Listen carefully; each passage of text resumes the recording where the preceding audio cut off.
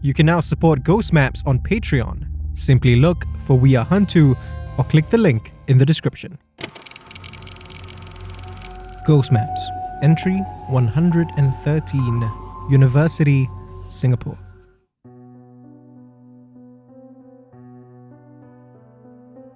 I have a few interviewees tonight. My previous and current one have a couple of things in common. Both their stories take place in schools. The interviewees are distantly related to each other, somehow. And they're both spirits. It's the Hungry Ghost Month. I'm at a very out-of-the-way coffee shop in Seletar and surrounded by a family of ghosts. Multiple generations of them, in fact. I recently learned that my third eye had opened, and when it did, this family was waiting to speak with me. My current interviewee is Janet, a woman who died in the 1970s. The first thing that strikes me about Janet is that for someone who's dead, there's still a liveliness to her. When I point this out, Janet chuckles and says that she isn't surprised. I never fit into what the family wanted from me, she tells me, as generations of that family look on from behind her. She doesn't seem to mind though. When I accepted that I was a black sheep, I felt free. That freedom meant that rather than start her own family like her sisters, Janet pursued her further studies instead. No small feat in an era when further studies for women still wasn't widely encouraged. But she didn't need any encouragement. With money she had saved from her part-time work, she enrolled in a local university. Unfortunately, it was while at university when tragedy struck, and that's where Janet's spirit resides till this day. I'm not gonna just tell you about how I died. I think it needs something a bit more than that, she says. She looks like she's deep in thought for a moment. Then soon, she offers me a smile, albeit a sad smile. Let me tell you about what happened, she says, through someone else's story. I nod slowly, unsure of what she means, then flip my notebook back open and ask her to start from the beginning.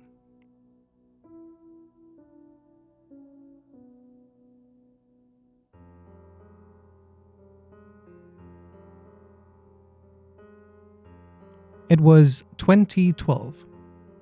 Janet's spirit had been haunting the university for decades by this point. She never really needed to actually do anything herself, though. Her presence was enough. I ask her what she means by that. You say I'm lively while we're here in Seletar, she says. But when I'm at the place of my death, it feels very different to be around me.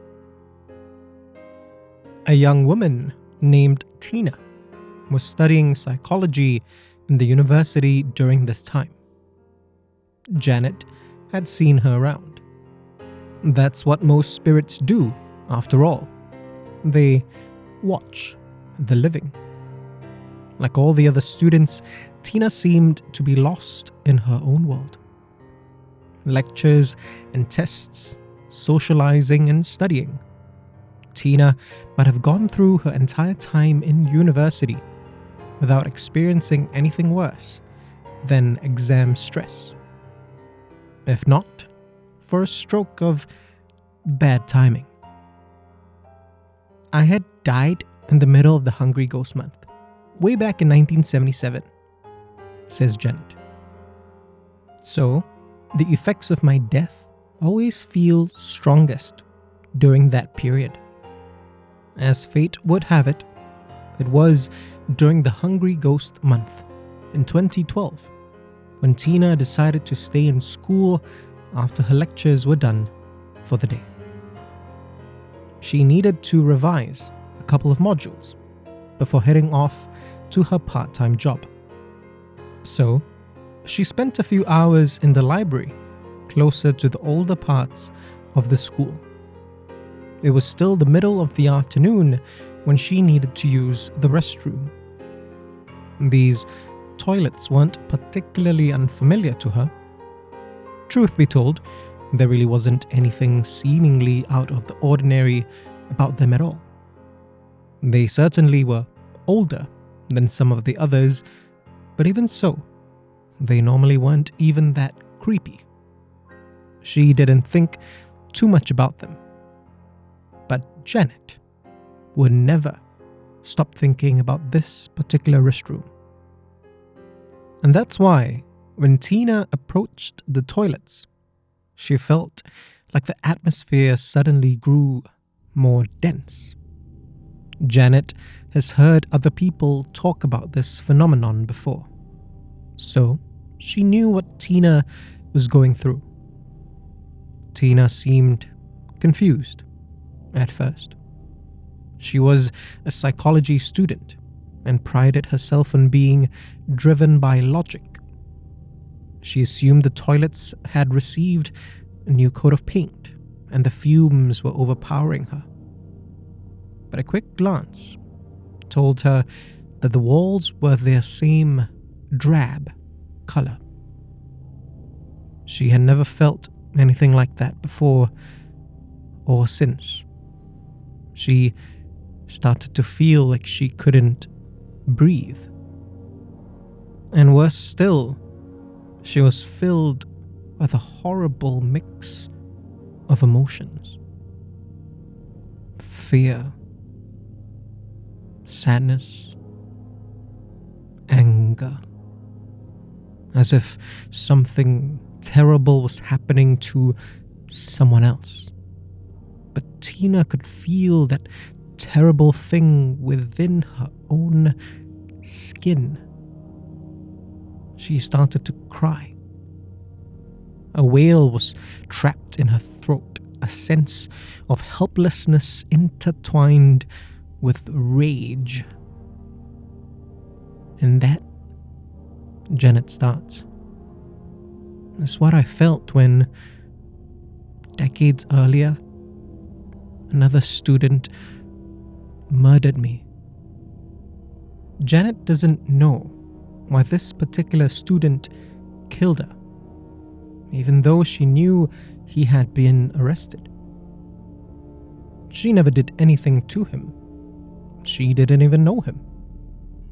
Whatever his reasons, she had eventually resigned herself to not knowing. I already carry so much with me into this afterlife. And anyway, it doesn't really matter, she says angrily. For a second, I feel what Tina must have felt. That fury and helplessness. But the moment passes. I was just another woman whose life was cut short because someone felt like they had the power to do so. Janet hisses. Janet says that her death was sudden, but thankfully swift. So she tries to ensure that anyone who steps into or even near that toilet where she was murdered doesn't suffer too long. Which is why, within less than a minute, Tina managed to free herself from its effects. She dropped to her knees, gasped, then took in several gulps of air like she had just been drowning. And then she ran off, tears still streaking across her face. all while, unbeknownst to her, Janet watched on.